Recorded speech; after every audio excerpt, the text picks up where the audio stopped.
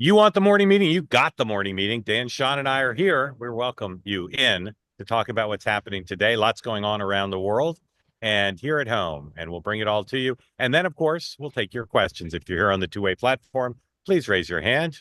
Raise your hand. Raise your hand. If you're not on the two-way platform, but you're still within the sound of my voice, that means you're probably on X or YouTube, which means please, peace, love, and understanding for all, presumption of grace for all, and don't put, say it with me now, smack in the chat. Gentlemen, good morning. Sean, how's the temperature today? Absolutely beautiful. Beautiful Yeah. How much longer are morning. you there? You there all week?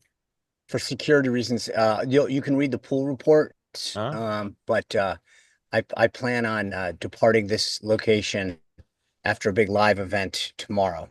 All right, got it. And Dan, for planning purposes only, how's your Wi-Fi signal today? Pretty solid?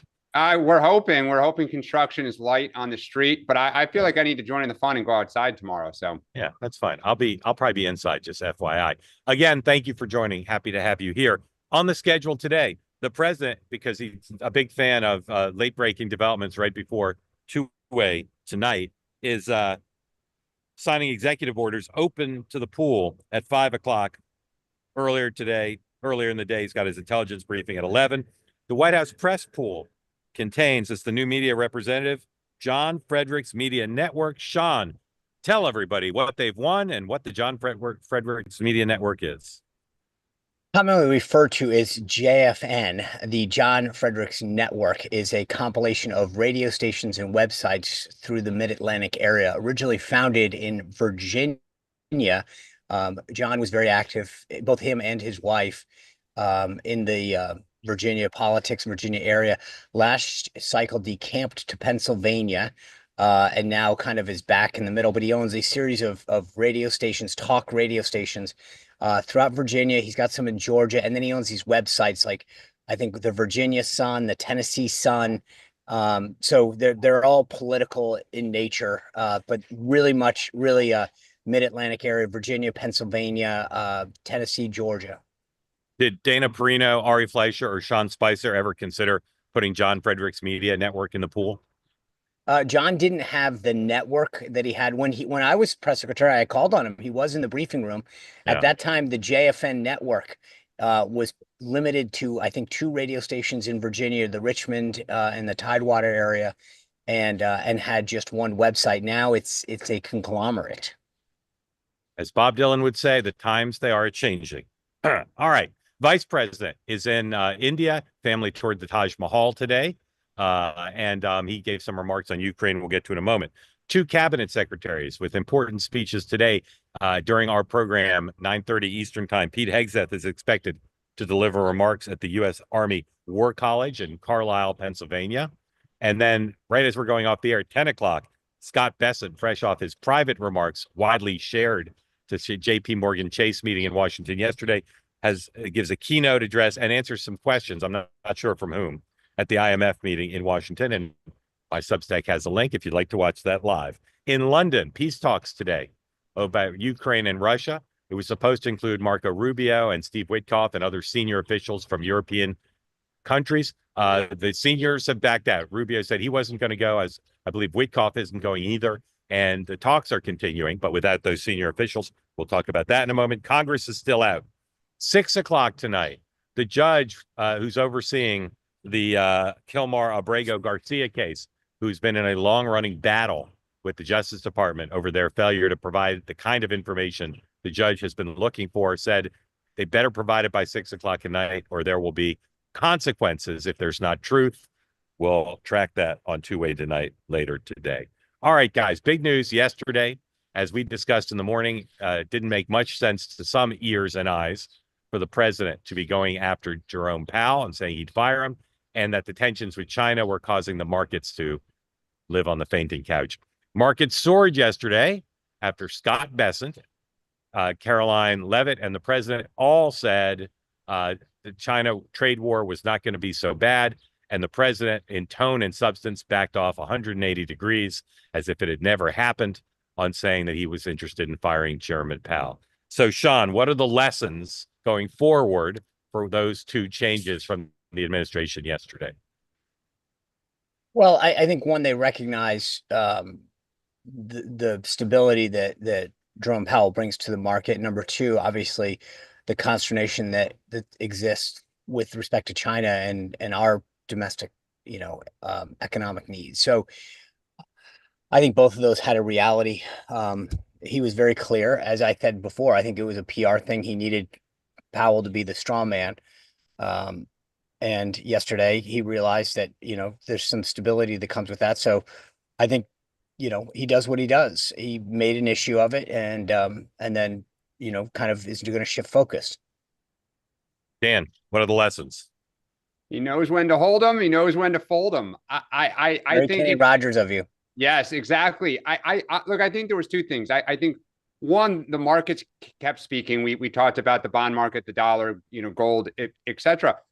I also don't want to not mention that Axios is reporting that the heads of Target, Walmart, Costco, and I forget who else went to see the president last week and said to him, in the next 2 weeks or so, we are going to have to start raising prices and our shelves are going to start to empty because they are having trouble getting some stuff over here and having supply chain issues. And I think he realized, look, Sean, you always say he listens. And I think he realized this is totally spiraled out of control. Like it is going to become even more painfully obvious that we do not have the leverage that he is bragging that we have. And so I think smartly, he's getting out of it. Now, the question I think is, how does he declare victory? Like, it's not going to be what they talked about. We've gone from reciprocal tariffs are on. No, wait, they're actually off. It's all about China. Wait a second. Actually, we're going to cool this down. That this actually is untenable. So, I mean, the big picture, it was a failure. The question is just, how does he define victory and get out? So, Dan, you put your finger on something that my reporting says is very key, not just that one meeting of the major corporate retailers, but business executives in the real world economy. Scott Bessent and Susie Wiles spend an enormous amount of their day either meeting with, talking to, or fending off real economy folks who have said similar things to them in the last couple of weeks, that this is either having an impact already or is about to have a big impact. And of course, the impacts of those things are more tangible than the markets, as much as the market declines for not just rich people, but people with 401ks. And I think you're going to see now more of this, because I think people are going to be emboldened by realizing that if you can get the president to understand the real world effects, he's going to still pursue change, but he's going to try to do it in a candy coated shell of a little bit more stability. Yeah. Yeah. And look, I would just add for people who, because I know this is, I got on X and other places. Why is he so upset with Jerome Powell? Look, the Fed has two jobs. One is to try to keep prices low, i.e. inflation down. The other is to keep employment as strong as possible. The issue is that the tariffs are causing is you could get unemployment to spike and inflation to spike all at the same time, in which case the Fed has got a huge problem. Because the traditional lever that you would pull, whichever one you target, is going to make the other worse. We called that stagflation. We called that stagflation back in the 70s and 80s. Yeah. There was also, I think, a prevailing economic view that if you did all this, the dollar would get stronger. They would be forced to cut interest rates. And the problem is that not everyone followed the script, right? And I think that was where the question I sort of think is interesting was did one of his economic advisors send him to believe that there was going to be a different outcome? And now they're realizing that wasn't it. But I have a feeling that somebody had set him up by saying, when we do all this, here's what's going to happen, and it'll all be great. I'm not sure. I mean, that's my wonder right now. We know Navarro did that, and there's some people who say Lutnick did that. Well, and that's my killer question is, does that hurt the standing internally? Because on a lot of other issues, that would have been a huge issue, right? If you look back through Trump, when somebody sends him off a course that doesn't end up right, whether that's a policy or a personnel choice, there are some people who the president still talks about, so-and-so, they gave me fill in the blank. So I can tell you that there's people who are being excluded from meetings. I can't say more right now. I will be able to soon, I believe, but there are people who are being excluded from meetings who were previously very much included in meetings, and we'll have more on that in the coming hours and days. All right, let's talk about Hegseth. The only reporting outside Politico that I saw that kind of moved the story forward was NBC, and then others reported that the information he put on Signal in his family group chat, not just family, but some family, came from a pipe that was sensitive information. Doesn't mean the stuff he posted was necessarily improperly shared on Signal, but it certainly suggests it might have been. Politico is reporting two things that match my reporting. One is that that the fights that have taken place, the firings, etc., are much more about personality and fights for power than they are about ideology. This is not neocons versus MAGA or people pro-Iran or anti-Iran. A lot of it, at least, is personal. And then second is there is a lot more disquiet on the Hill than has been voiced. Don Bacon gave voice to something that many MAGA members of Congress are feeling, which is they don't get how Pete Hegseth is running the Pentagon. Hegseth is extremely fortunate that Congress is not in session now, so members are not being forced to take sides. But there's the expression from the members, some members, to the White House, he better get his act cleaned up before they come back because they don't want to have to answer questions about it. Sean, where are you on the Hegseth matter today regarding the trajectory of his stewardship of the Pentagon? I'm fairly close to where you are. I think, number one, you're right. It is personality. This isn't an ideological concern that he's, out there doing stuff that's inconsistent with the America First agenda. In fact, I think the agenda is what's saving him, as people realize that he's fighting for the America First agenda, the priorities of the president, this idea of the ethos of a warfighter, getting back to focus of what we should be worried about in the country. I do think that you're right. I mean, like, I think at some point they're saying, get your act together. And I think that we'll see what that time frame is, how quick and who he staffs with, right? So it's not just, does he bring in the right people, but you mentioned this, if I were him, I'd go look for, a 2-3 star retired America First type general, which there are several that advised Trump during the thing, and bring them in, who's maybe done a tour or two in the E-ring and said, hey, get in here. I need to show that I've got it together. But I think he needs to project that. And again, there's plenty of positive, choices to make that happen. So the beauty is on those choices, you're not looking at Senate confirmation. For the most part, they can get vetted quick. There's a few going back to even Trump 1 that were, up for various positions that would, in my opinion, be solid picks. So I think that's where Pete needs to go right now, and just reassure everybody, hey, I've got it. I've got the agenda, which is what everyone cares about. I'll take care of the personnel. The White House and the Hill couldn't agree with you more, as I understand it. They want somebody who is a known quantity with experience in the building to be in a senior position, not a crony or a friend or a junior officer who he gets along with, but someone that they've got past dealings with that they can trust. Dan, where do you think Hegseth stands now? Look, it's not Hegseth's agenda. It's Trump's agenda. And I think what's so fascinating is, by all accounts, he was a terrible manager in his previous stops. And I think the more information that comes out about all these personnel fights, what does it say about Pete Hegseth? He hired them. This broke out under him. And the way that it's kind of exploded in his face like a hand grenade, it looks even worse. Like, there's no track record that he's good at managing people. He's good at managing an organization. So I don't understand, unless Trump is saying this isn't the Trump agenda, it's the Hegseth agenda, and only Pete Hegseth can do this. Pete Hegseth looks good on television. That is his claim to fame. He would be good going before the cameras on behalf of this agenda. Put somebody in there who's just going to go and quietly do it. I mean, have a good, pretty spokesperson if that's what you need. I just think this is embarrassing. All right. Ukraine, Russia, as I said, talks in London today. And the administration is playing, you call it a game of chicken. You could call it Russian roulette. Get it? Russian roulette.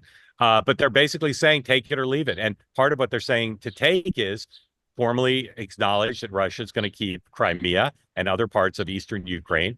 Zelensky is making it very clear it's a non-starter. He says ceding that land violates the Constitution. Everybody knew this was going to be a tough deal to make. At the same time, everybody understands what the terms are likely to have to be. Here is the vice president today echoing in another tarmac statement what Marco Rubio said recently, which is this is the last chance to make a deal or the U.S. will walk away. I'm going to echo something Secretary Rubio said, which is, look, We've issued a very explicit proposal to both the Russians and the Ukrainians, and it's time for them to either say yes or for the United States to walk away from this process. And I think that we've put together a very fair proposal. We're going to see if the Europeans, the Russians, and the Ukrainians are ultimately able to get this thing over the finish line. Dan, I do wonder where the French and the British are on this. I don't have a good sense of that. But what happens now if there's no immediate deal? Does the U.S. really just walk away and let Putin take more territory, which is likely what would happen, or is this a bluff? It's a bluff. We're not going to walk away. I mean, I really keep saying I don't understand what they're doing. I mean, so we're going to walk away and then beg the Europeans to help us with China on trade. Yeah, I don't think that's going to happen. What has Putin offered to give? Does anyone know? Well, I don't know if he's offered, but they're asking Putin to sure, let we're Ukraine have for, some security assurances. Sure, I know what we're asking, but all I've read is Russia is like, maybe, we'll see, and just the bombs keep flying. So I don't understand what this latest temper tantrum is going to achieve. We're going to walk away and take our marbles and go home? Because one of us said the U.S. has refused to really come out and say we will explicitly defend Ukraine from further Russian advancement. I still have not heard that from anybody. So everyone's assured me that that is our bottom line, and Rubio doesn't want to be embarrassed. I don't understand what this tantrum on the tarmac is doing. Well, I think it's forcing it. I mean, look, it's forcing Putin? No. I didn't say that. I said it's forcing these sides to come together, because at the end of the day, right now, I think there's a recognition. I believe that Putin knows that this is unsustainable to go on, right? He doesn't have the fight in him and the end strength, the manpower to keep this thing going. The Europeans can't put an end to it. They certainly haven't done so far. They don't even have the ability to fund this thing. So the reality is we're the only ones who can do it. And I think the idea is to make it clear that, look, guys, we're willing to get the parties together in a realistic thing. I think I hate the idea that Putin walks away with anything, frankly, whether it's the Donbass or Crimea, but there's a certain reality that anybody with a brain has to be willing to accept, which is what's going to get this thing to end. I mean, I don't think that I heard a couple members of Congress saying the idea that Crimea is going to be acknowledged. I hate that. I hate the idea that Russia gets rewarded for doing bad things. But I also recognize that there is a reality that we live in, which is what is the way to get this to end? And to say that somehow we're going to return to all the lines, I don't think is realistic. Now, maybe someone has a better plan or a better idea, but unless we're willing to go all in and put boots on the ground, which we're not, I don't know how we can believe that there's an outcome that doesn't involve Russia ending up with at least additional land. I mean, Sean, here's my question, though, and I say this respectfully. Russia's history is they will throw bodies at a problem almost in perpetuity. In the history of conflicts with Europe, Afghanistan was different, but I don't get any sense that Putin's thinking, I can't keep this up. Like, I think he will keep sending waves of bodies, and as bad as their military is, thinking he will weight us down and grind out Ukraine. So I agree with you that Russia probably is going to keep Crimea. But what assurances does Ukraine have that Russia is... That's the problem. You're absolutely right. I mean, that's got to be what they're willing to say, which is, and I think that's the problem right now, again, with the Zelensky side, which is the U.S. has to be willing to say, hey, look, you're going to have to give a little, but in return, here's what we will promise you so that it doesn't happen again, so that you don't have to wake up and deal with it. But I think that is going to be fundamental. I get why Ukraine, but that's what Ukraine needs to do. And I think, frankly, Europe needs to be willing to say, guys, this is probably the best deal we're ever going to get. There's got to be a willingness to give security assurances to Ukraine that we'll have their back, that we won't allow further Russian aggression in any way. But in return, that there's going to be, land that gets annexed. And then I think there is a little that is probably in the gray area. Like, I know that Russia wants the U.S. to formally accept, or Ukraine to formally accept, that Crimea is theirs. I don't know that there'll be that formal acknowledgement or not, but I think those are some of the areas that are probably a little bit more gray. Although you both said things that seemed in conflict, I actually agree with everything both of you said. And Zelensky apparently wants to see the president at the around on the Funeral. sidelines of the Pope's funeral. I do believe that those two guys are going to have some sort of trust between them. Witkoff's supposed to go back and see Putin, I think, in a couple days. So there's going to be more conversations no matter what happens in London today. But I don't see the forcing mechanism unless Trump has kind of a heart-to-heart, man-to-man, leader-to-leader conversation with Zelensky. I just don't see him going for anything like the deal that the U.S. is supporting, and I doubt the Europeans will too. I am about to tie the two stories together that we've been discussing. Just mark this moment on tape. What if General Keith Kellogg goes to the Pentagon as chief of staff under? Huh. I'm just saying. He could, but I don't think he wants the job, and I don't think Hegseth would want him to take the job. Otherwise, it's a brilliant idea. How about that? Just saying. Okay, MAHA. MAHA is something that gets talked about on this platform more than in much of the rest of the media. It's a massive story. Whatever else you think about Bobby Kennedy, what he's already done to elevate the issue of our kids' health and public health in general, I think is unprecedented in American history. He is not running a perfect HHS by any means, but yesterday in his announcement about restricting the use or eliminating the use of certain food dyes, he put the United States in a much different place. And he has gotten very little coverage for it. All three of us talked before the program about how surprised we were and disappointed that what he announced yesterday, it's covered, but not in a major way. I think there's a bit of a gender split here. Too many male decision makers don't recognize the importance that MAHA in general and the abolition of the use of food dyes specifically has for a lot of moms in this country. Some dads too, but I think more moms. And so, Sean, I'm going to do this as a free advice to the folks at HHS. What can they do to get more coverage for the MAHA movement than they did yesterday? So I know that the White House is doing several sort of bringing sort of influencers and stuff, but I think the HHS needs to step up that game as well. Like Marty McCary's on Fox this morning. I think that's a great move. He was part of this. The FDA's got a serious role in this, but they've got great people that can get out there and flood the zone. And it's not just the dyes, right? The ultra processed foods, the plastics in food and all of this stuff. It's great what Bobby and the team is doing. And I think that what they need to do is take that team and flood the zone. But there's a lot of outlets that are beyond, Fox, that they should be doing, like literally bringing people in, doing their own podcast conference calls, not just relying on the White House to do their booking for them. And I'm not suggesting they're not. I mean, if you're working over at HHS, I get it. But if I were the White House, I'd start to detail people over to them to say, we're going to augment. I mean, did this during the tax bill. So this happens in the White House all the time, where you augment one team, so if there's a tax bill or something that gets elevated from a comm standpoint, or during a hard fought nomination, for example, you've got comms Sherpas. I would get everybody over to HHS, get some outside help and really flood the zone, because you're right. The idea that yesterday, Secretary Kennedy and Commissioner McCary held this announcement, and you wake up this morning and it doesn't merit even a story in any of the morning reads, the morning newspapers. Now, again, you'll see in 2 weeks the Today Show do some independent story on it as if it was their idea.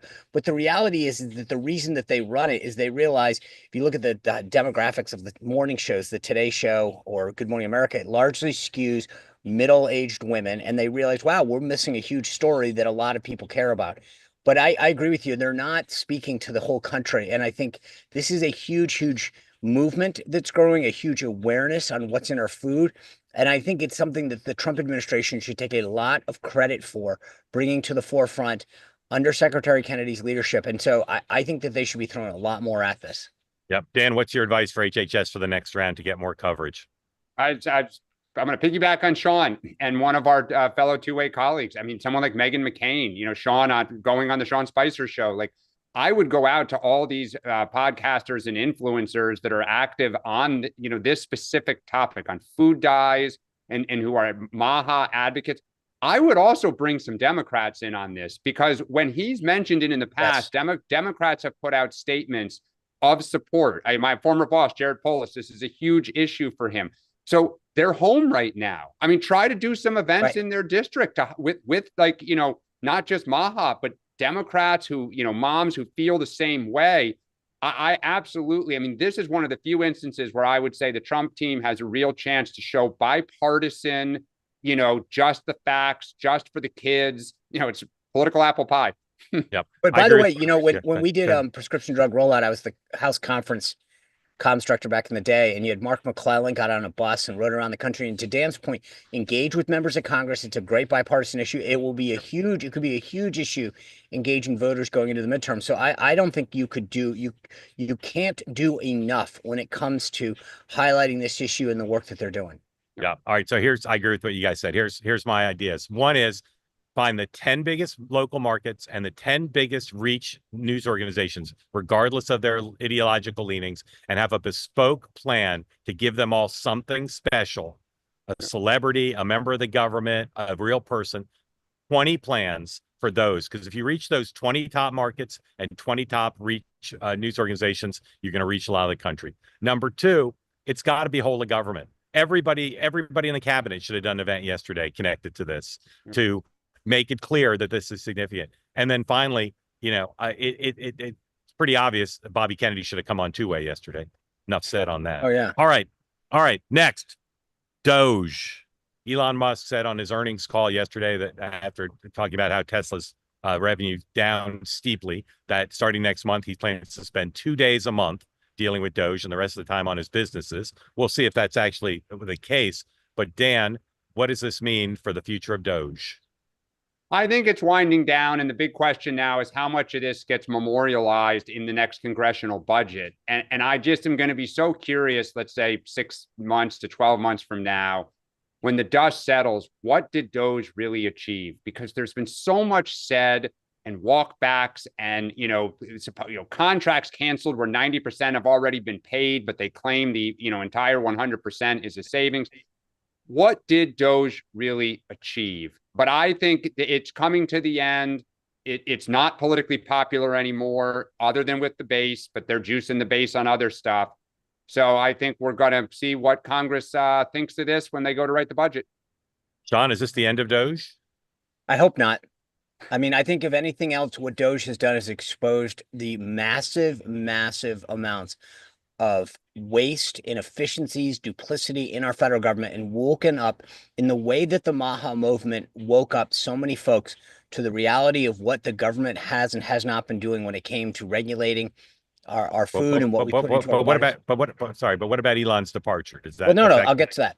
Okay. So I think with respect to DOGE, I hope it doesn't. I think the problem with efforts to curb waste, fraud, and abuse in the past is that if you don't have a strong leader, whether it's the Grace Commission, Simpson Bowles, reinventing government, it never materializes unless somebody is willing to be that hammer.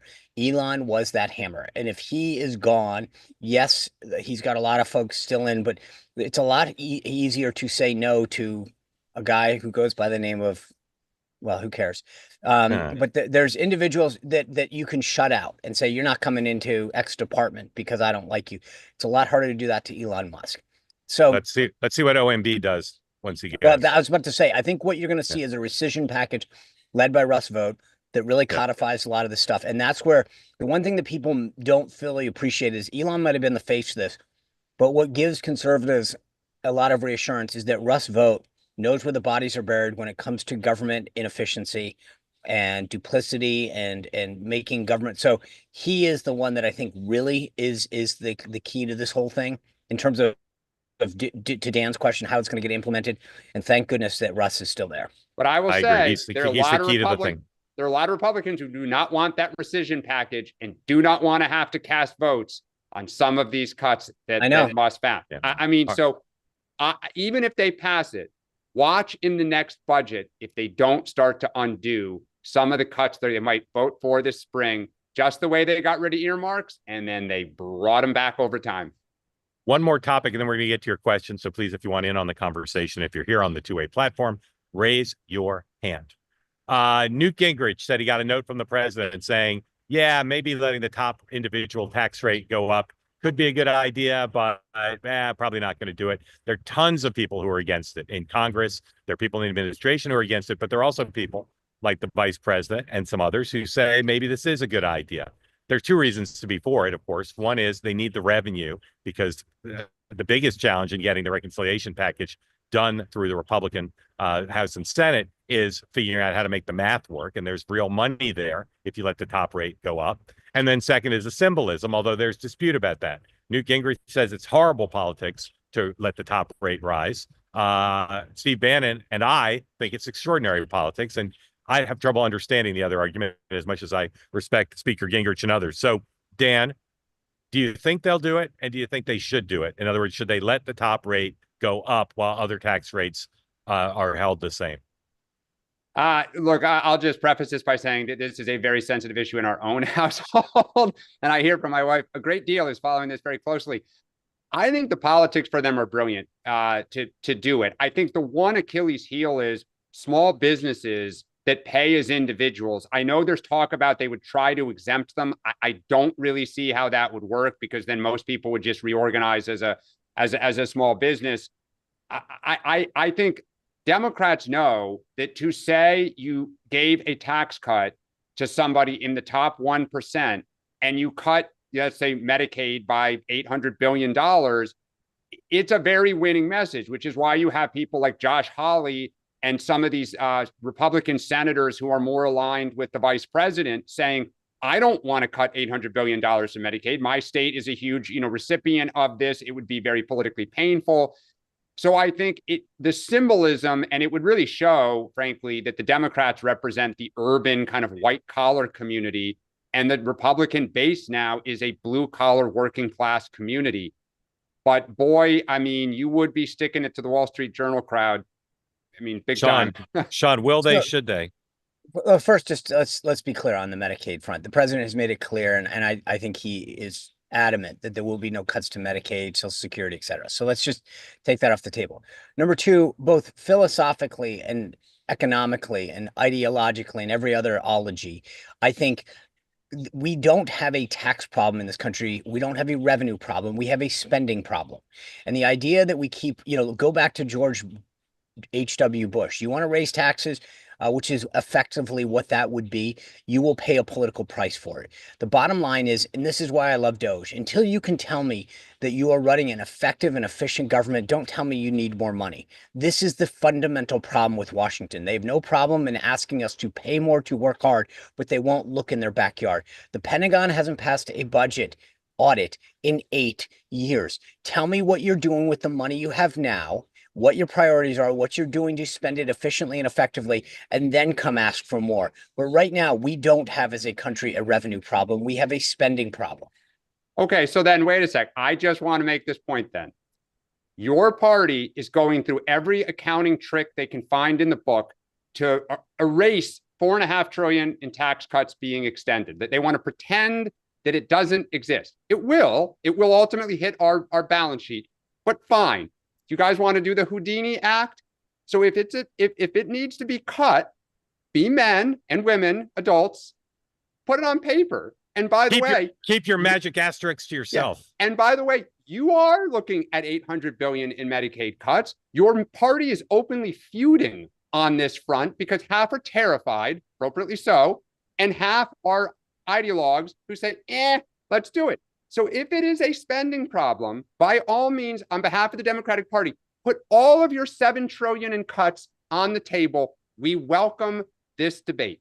Good. Well, I want more. I mean, again, I think cut Social Security, Medicaid, defense. Bring it. Yeah. Go look at the Defense Department. I agree. There's no sacred cows where I'm from. Go get them all. Find out where we're spending our money, why it's being spent inefficiently, what we can be doing and frankly, when it comes to entitlement programs, if it comes down to actually making the programs run more efficiently and effectively, I'm all for it. It's not cutting benefits when you make a program run better, when you cut waste, when you make it more efficient, when you cut out the duplicity. That's not a cut. That's actually just being smart. Well, and saving programs while everyone else puts their head in the sand. All right. As we begin to bring folks in for questions, we'll show you a couple photos from the Vance spring break trip to the Taj Mahal. So we'll throw those up, and I'll remind everybody as I call on you, please unmute. Tell us where you are. And I And what is- consider that a and- failure, and I think that this Hold will. on. Hold on. There you go. That's a pretty good picture. No That's photoshopping there. beautiful. No photoshopping there. Look at that. Great That's a American great photo. family. Great picture. And then we got one more of them walking A through. little, is it I'm a getting little off center though? A little off off center. It's a little By the way, avant-garde. Still, by the way, you brought this up. How come we haven't heard anything more about the Biden Photoshop scandal? Like what's going on? Why Don't did that know. just die? Don't know. He's not president anymore, maybe. Hey, also, whatever happened to her interview, the second lady's interview? Did anybody ever look for that? I forgot about that. We'll figure out if that exists. Anyway, raise your hand if you're from the MAHA movement. We'd love to get some MAHA folks in here. But meanwhile, Jeanette, maybe you are MAHA. Welcome in. Thank you for joining. Unmute, please. Tell folks where you are, what's on your mind, and thank you for being a part of Two Way. Yes, I am in Florida, and I'm just calling regarding the Gabriel saga. I am Hispanic, but I am a citizen, legal citizen, and I am disgusted, and I am so angry with liberals going out of the country for this guy. And I don't understand. I mean, we have people here in prison. Why aren't they fighting for some here? I don't understand what they're trying to say to the Hispanic community. Like, are they trying to pick votes? Because that's not doing it, especially for people like us that we obey the law. I don't understand why are they doing this? It's not doing anything. It's just making us more angry. That's all. Jeanette, thank you for your question. Luckily, we have the person who can explain it to you right here. Dan. Yeah, I will say I was on a separate Zoom recently with a prominent African-American who made the same point. Like, where's the outrage for African-Americans who don't have due process? And it was the first time I had heard that, and it made me really think. Look, I think where Democrats feel is, or the way they see this is, everyone is entitled to a process to make their case because the government the government doesn't always get it right. Right? The government accuses people. The government makes statements that are proven to be incorrect. In 20 years in Washington, I saw both parties do it. Now, the flip side is this guy is not Ward Cleaver. I mean, he is clearly got a lot of issues in his past, whether it was the fact that he came illegally, the way he's treated his spouse, whether he is or is not a part of a, federally recognized gang. So I think where Democrats have tried to kind of, I think, made a huge mistake is by focusing so much on the person versus just saying, hey, look, even the Supreme Court said he wasn't supposed to be deported. Let Trump fight with the Supreme Court. Let him fight with the courts because they've all been clear, even the conservative Supreme Court, he wasn't supposed to be deported. But to your point, trying to defend the guy is the person, I think, is a very hard thing. One more thing also. Go ahead, Jeanette. I'm so sorry. I don't understand. You said due process. Was there a due process when he came in? I mean, he's illegal. He's illegal. So, well, look, Janet. Then the question is: should people who come illegally have process? Well, and that's where Congress needs to step in. If that's what the country believes, then that is what the country believes. But right now, the law is there are certain steps that even illegal immigrants are entitled to. And a judge in 2019 said he should not be deported to El Salvador, back to El Salvador. Sean. Just is what it is. Sean. I just thank you. I agree with you. I can't believe of all of the political fights to pick. This to me, I said this in a little tongue in cheek. Chairman James Comer of the House Oversight Committee the other day said he's not, I think I mentioned this, was going to fund. And I said, no, let all the Dems go do it. If this is what they want to show that their priorities are. And I got to say that it's funny to me. I mean, Dan brought this up, but if you are an activist in the progressive left, Black Lives Matter movement, how do you look at these same folks and say, wait a second, so you're going to fly to another country to fight for the rights of a guy who's a gangbanger, wife abusing, illegal, and yet you won't fight for our rights here? Thank you. It says a lot about the priorities of the Democratic Party and the left movement. So I'm all for it. I think we should start a GoFundMe account and send every Democratic member down to El Salvador. And one more thing, when they talk about the kids, his wife and his kids, there are people here in prison that don't have their fathers, that don't have their mothers. Okay, so sorry, I just. By the way, the one other thing that I will say the White House has reminded people is What do you want? Do you want him to come back? We'll fly him back to the country so that we can put him back in a jail here in the United States so then we can deport him again to another country, because Well, hold on a sec, this Sean. story- He's not in jail because no one's accused him of anything to jail him for. Well, That's one of the things the Supreme but Court just to be said. clear, right. But my point is, if you bring him back, what do you like?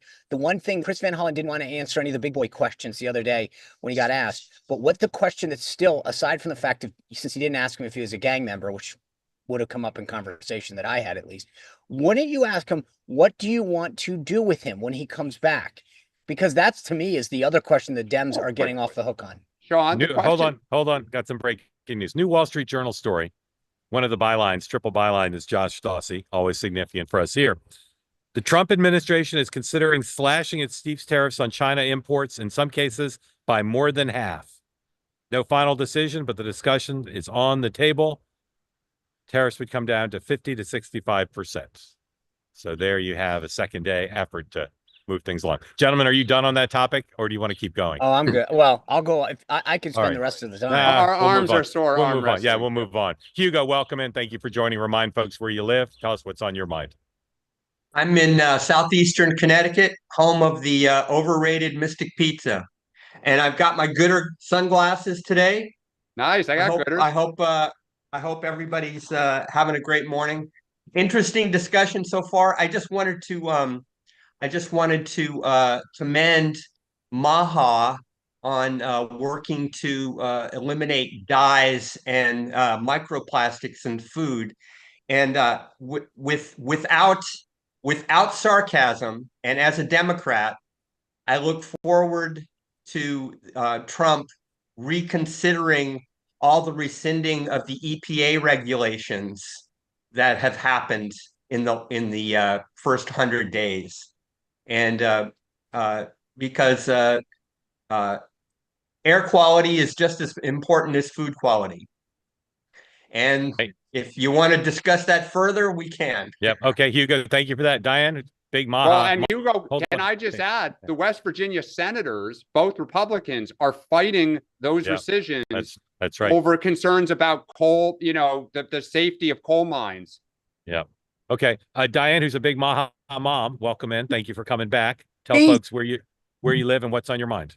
So I'm from Cedar Rapids, Iowa, and I just kind of wanted to chime in on the MAHA news. I'm so proud of President Trump and Secretary Kennedy for getting the dyes done, but there's such a much bigger agenda with MAHA. And I just wanted to say, it strikes me that the media is being silent on this. And I think as we approach September and the announcement on the cause of autism, they may find themselves in a very uncomfortable moment, the way they did when Joe Biden's cognitive decline was revealed.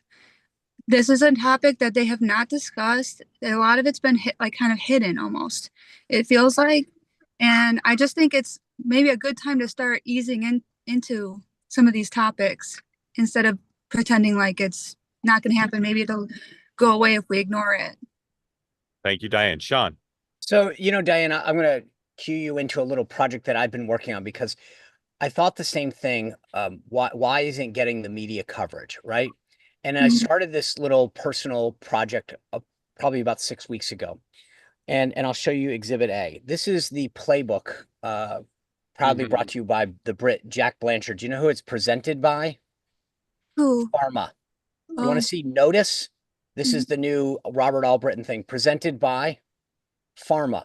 Go look at Axios. Most of their newsletters, guess who they're presented by, sponsored by, paid for by? Pharma. Big Food, Pharma. They buy all these things, and then guess what stories fall by the wayside? Stories that affect Big Pharma, Big Food. These guys, whether it's Axios, Notice, Politico, they are bought and paid for. And these guys recognize at the editorial and ownership level, we're not going to kill the golden goose. Right? These guys are buying and paying for the silence of the media, of folks at Politico, Axios, Notice, you name it. And that's just a reality. I will say there are three kinds of newsrooms. There are newsrooms where the interference by the advertisers via the management never occurs. There's ones where it occurs systematically. and there are ones where it sometimes occurs. And I don't think you can assume that the lack of coverage of those topics is directly attributable to who their sponsors are. It could be true, but I don't think you can just assume that it's true. No, but I do think that there's a pattern here. Over and over again, you see a lack of coverage over issues that affect consumers, whether it's because of big pharma or big food. And then you look at who their agree, but I think advertisers are. but there can be other reasons. For instance, Sure. they don't care about these issues because they're not gossipy. But the funny thing is, Mark, once in a while, I put the shoe on the other foot.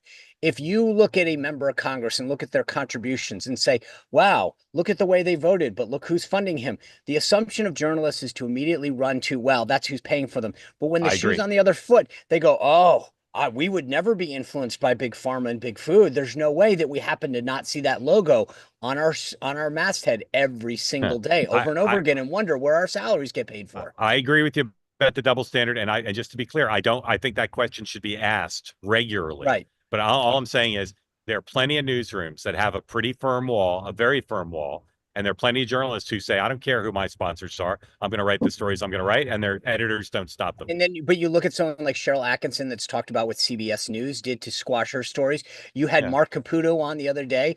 Mark and some of his former colleagues at Politico have talked about what their editors did to squash certain stories. But that's ideological bias, which definitely does exist. That's different than the sponsors calling. But the point is that we know that they do interfere. The question, not always, not always, but I will speak from experience. When I ran government relations, Sean has a point. It is made known to you, and I'm not going to say by which organizations, but it's plural, that those who have long-term sponsorship relationships have a certain access. Sean, you're not wrong. There is a pay to play. I'll speak in English here for a second. But I will, Diane, do you think that the cause of autism is obvious and known? Or do you think you're curious to see more studies, or what is your kind of tee up about autism here? Okay, so I have recently had long-held beliefs changed, and I just have never had an issue with vaccines. I've never had to be counseled by my pediatrician. It's usually just, okay, this one's due for this, that, and the other thing. Okay, bam, bam, thank you, ma'am. No big deal. But what the media doesn't realize is that the MAHA content it's out there on the podcast. The internet is, there are people that we're following. And I just watched, some content and thinking to myself, like, is it possible that this is being caused by a toxic soup? Is it vaccines? We don't know. And if you don't know, you can't say it's not vaccines. Yep. And I'm really concerned for the medical scientific community, which I've worked in the medical field. The level of trust, it's not just going to be the media, but they're going to really take the heat if this, I think the public needs to be eased into this, is what I guess I would say. You're speaking for tens of millions. Hugo, to go back to the previous topic, do you think that Washington news organizations and newsletters are impacted in their coverage by sponsorships? Oh, it's hard to say for certain, but I can't. Just as vaccines cannot be completely discounted as contributing to autism, corporate sponsorship has got to be considered to be a factor in certain news stories. But I wouldn't be able to address that. Yeah, I'm just wondering what your gut instinct is. My gut instinct is that no. I would say most of the time, no. Okay. Thank you both. Thank you both for being part of Two-Way. Grateful to you. And I'm glad we got a taste of what we all believe is a bipartisan consensus in the public, as opposed to the media, that what happened yesterday was a very, very big deal. Okay. Doug, welcome in. Tell folks who don't know where you are what's on your mind. Gotta unmute there, Doug. Oh, you're still not unmuted. There you go. Here I am. I'm in Montreal, but I'm a Florida voter. Spent most of my adult life as a Connecticut Republican, which maybe explains the question I want to ask, which is not in today's news, but I still think it's important. Ranked choice voting.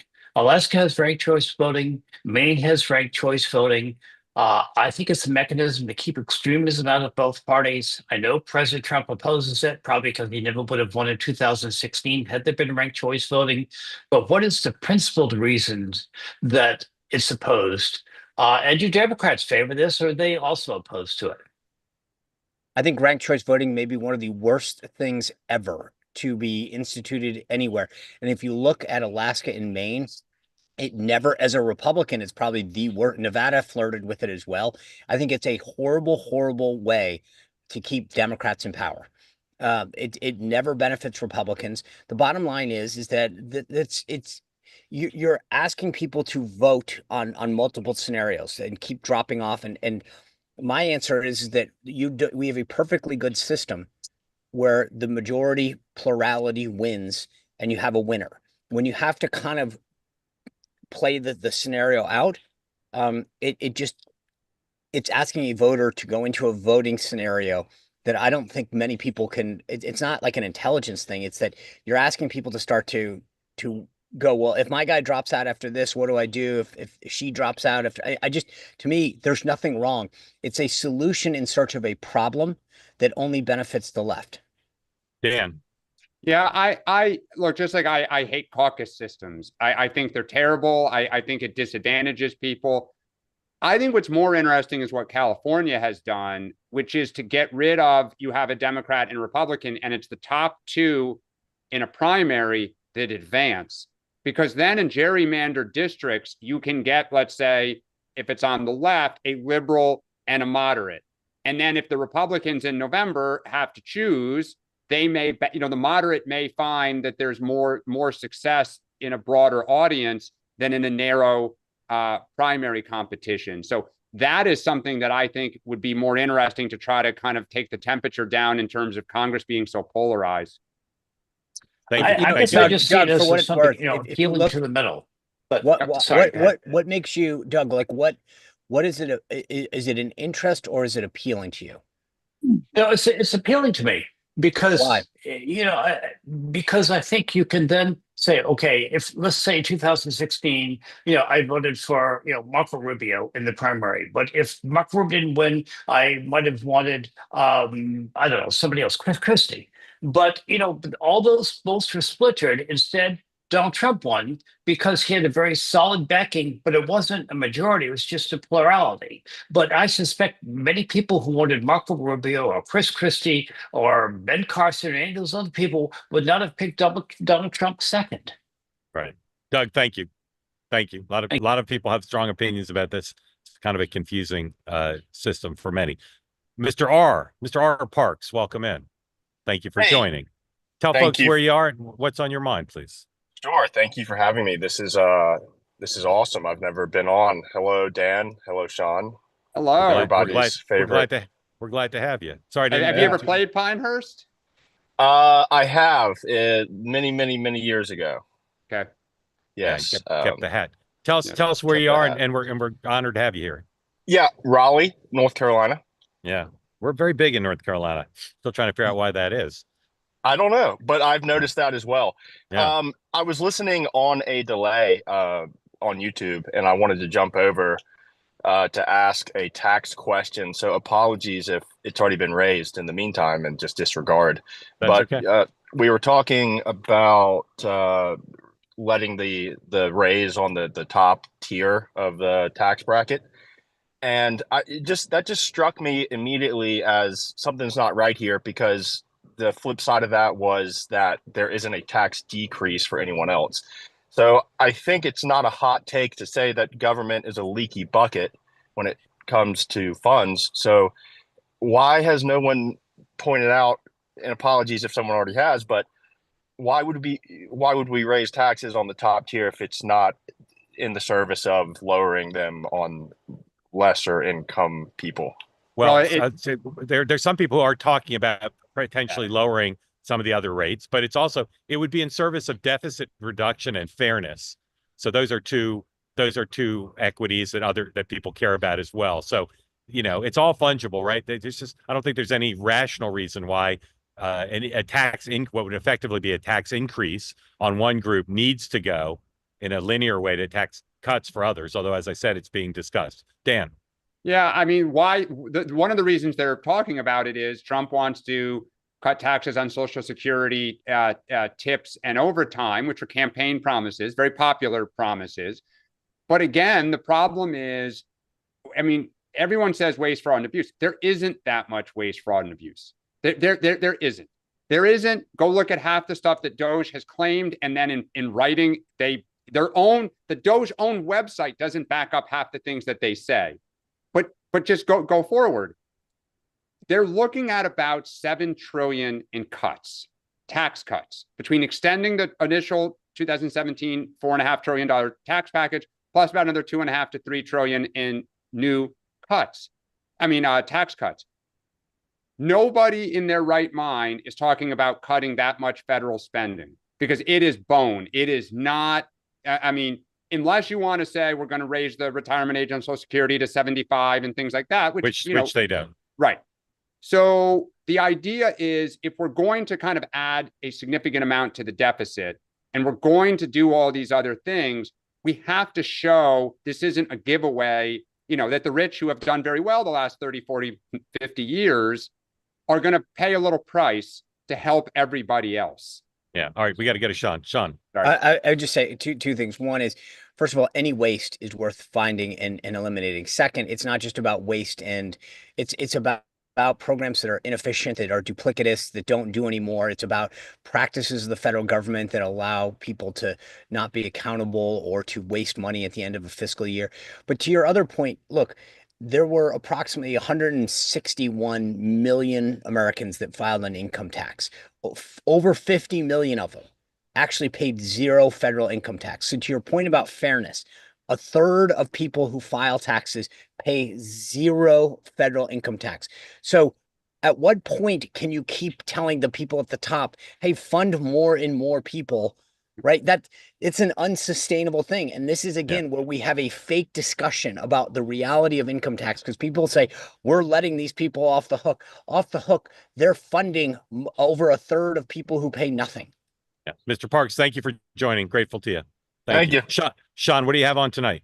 So there's a great Politico story about the takeover of the White House briefing room, and the new MAGA folks that are in it. We mentioned John Fredericks, but Politico did this story tonight. Reagan Reese from the Daily Caller, Natalie Winters of Bannon's War Room, and Monica Page of Turning Point USA are getting on and talking about the dynamics in the briefing room, what's changed, how stories are being covered or not. We're actually bringing up the MAHA story from yesterday, why there wasn't a bigger thing. So really talking about some of the things that we talked about tonight, and then obviously just going to get ahead of the White House Correspondents' Dinner and the association and all that kind of fun stuff. So tonight at 6, these three folks are going to break it all down. Awesome. Great idea. Great bookings. All right. Here on Two-Way, 2 episodes left today, 5 o'clock Eastern, Meghan McCain's guest with the presumption of grace, Nancy Grace. So tune in for Meghan at 5. And then at 6, Charlie Kirk will be making his Two-Way debut. I've been on his program. He's finally coming on mine. We'll have a really interesting conversation, not just about news a day, but about how he's built what he's built, how he does what he does. And if you're a Democrat and you want your party to build, there's a lot to learn from how Charlie Kirk has done what he's done. Grateful to you all for watching. We'll be back here in 23 hours on the morning meeting. Sean at 6, Two-Way tonight at 6, and Meghan at 5. Thanks for watching. Thanks for everybody who asked questions. We'll see you tomorrow. See you tomorrow.